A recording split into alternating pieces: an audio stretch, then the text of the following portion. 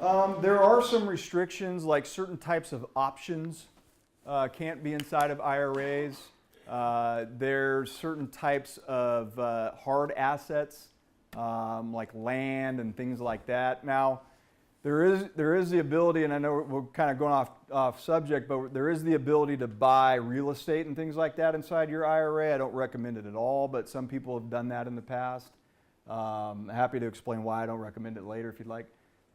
There's really more around just like collectibles and things like that. But I've seen, if there's a custodian out there that's willing to do it and they find a way to make it happen through the ERISA laws and it's okay, then you can hold it inside there. I've seen country club memberships that people have bought inside their IRAs.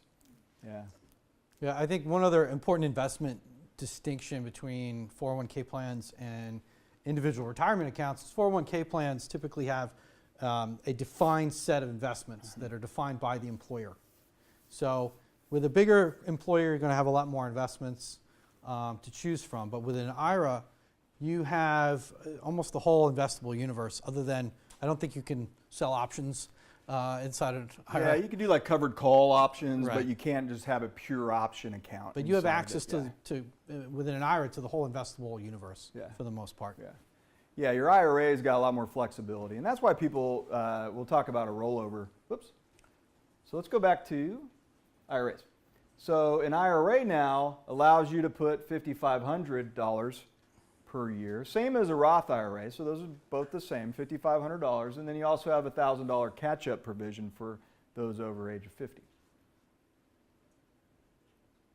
All right, so choosing your IRA, we got traditional or Roth, and then a rollover. So a rollover IRA, we kind of went through the traditional Roth, we'll dig in a little bit more, but a rollover IRA, which we won't spend a whole lot of time in, is basically a traditional IRA that allows you to move a company-sponsored plan at an employer that you used to work for into your own individual retirement account. So let's say you don't want to move it to your new employer, because as Mark mentioned, employer-sponsored plans are limited oftentimes to the investments that you can choose, and they do that because they have to adhere to a lot of legislation through an ERISA Act, and so they limit the amount of options so you don't blow yourself up in investing, and they keep them very basic for the most part. And so an rollover IRA opens up the gamut to all the different options available to you. So you can take your money from, in that example, we had $10,000 at this company. We're starting to work at this company now. And instead of bringing the $10,000 over here to my new company plan, I bring it to my IRA.